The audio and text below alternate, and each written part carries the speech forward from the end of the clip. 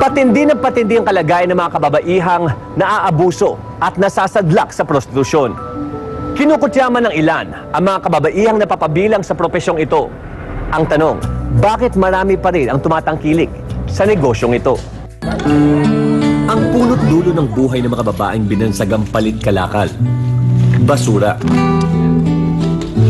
Si Cathy, ang isa pang katropa ni na Osang at Vona, ay isang scavenger sa tambakan ng basura. Bakit gabing-gabi naghahalukay ka? Kasi ganit yung araw na pangunguha ko. Kasi mainit pag-araw eh. Kasi marami akong utang. Marami kang binabayaran. Kaya gusto kong manguha kasi wala kang pag-gastos. Pero ultimo mga basurang tinatambak sa ngayon, hikahos na para pantawid gutom. Pag nangunguha kami, minsan wala pa kami kain. Kasi minsan nahabol namin yung tapon. Minsan ang tapon, paisa-isa. Ganun. Hiwalay na rin sa asawa si Cathy at may isang anak na siyang kailangan buhayin. Kasi mayroon akong manguha mag-isa. Kasi pag ako lang mag-isa, wala naman ako kinikita. Minsan nagugutom ako. Nung kinikita ko, inalaan ko sa anak ko. Sa pangangailangan namin.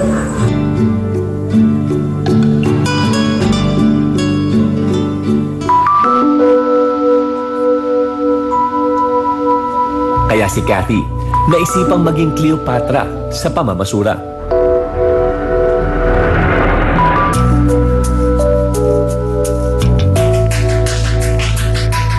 Minsan nag-aalok din sila.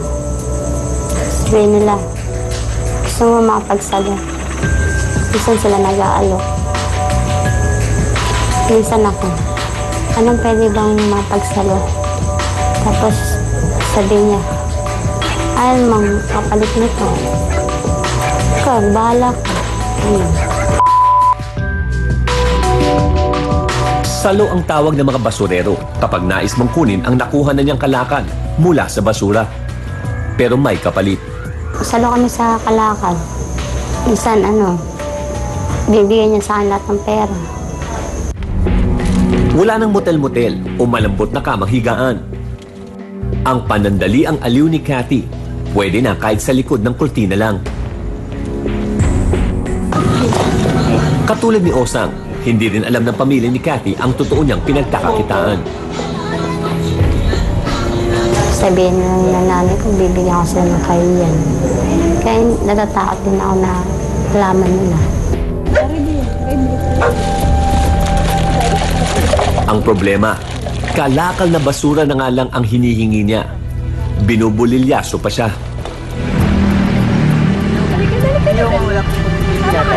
Okay lang yan, mura lang yung makakaligay. Kasi magkakaligay yan. Minsan kasi mayroong lalaki na nagulang, lulukuhin ka lang. Sabihin na kunyari, salo kayo pero hindi ka naman bibigyan. Parang nalilibre ka lang.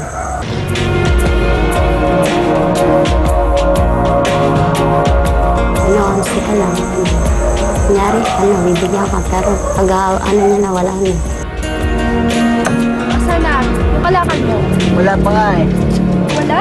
Oo, wala pa. Anong wala? Nagamit mo na ako tapos wala? Pinilit mo ako eh. Anong pinilit? Hindi, bayaran mo ko. Akin na! Wala pa nga, pinilit mo ako. Kailangan dyan. Isang kasi naloko na ako dyan. Kapag ko, hindi ako binigyan. Pero nagamit lang ako. Lahat ng kababuyan nang dahil sa basura, naranasan na niya. Malaswala siya. Yung sabihin na, parang baboy na siya. Yung sabihin na, ayoko nang ganun. Aminado si Cathy, mas marumi pa siya sa basurang pinambabayad sa kanya. Mababa rin pagpunta sa akin kasi sinasabihan nila ako. Ganun.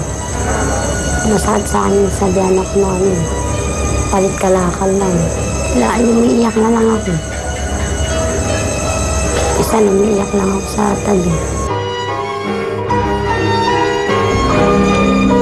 Ang hindi niya matagalan, ang mga taong naniningil ng kasalanan niya. Naiiyak ako. Nagtatago ako. Sabi niya, dito ka lang kakalit ka lang dito eh.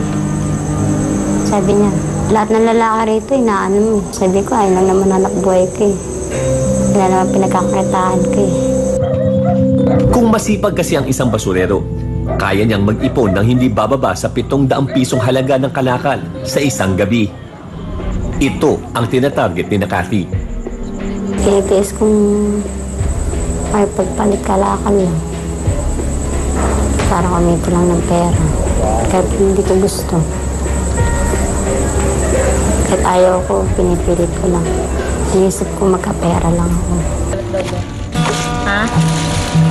Pagkatapos ipampalit ang katawan sa mga basurero, kakalkalin na ni Kathy ang basurang katumbas ng kanilang dangal. Wala pa. Nibenta pa namin. Pero umaabot din sa pag nagbenta kami, malaki rin kinikita. Kalakal mo na yun. Bibigyan niya na sa akin yung lahat. Tapos ako na magbebenta. Ang makaahon sa kumunoy ng basura, ang pinakamatayog na pangarap ni Kathy. Pag binigyan lang ako ng magandang trabaho, iwanan ko yung kanyang trabaho.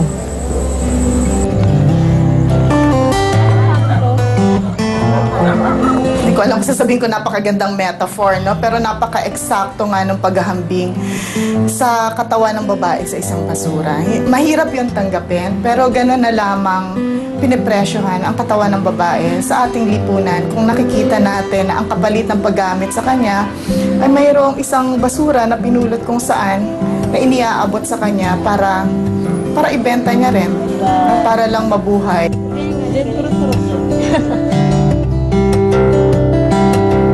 Susunod, isang buntis sa Cubao, palit bigas naman, sa pagbabalik ng inyong Under Special Investigation.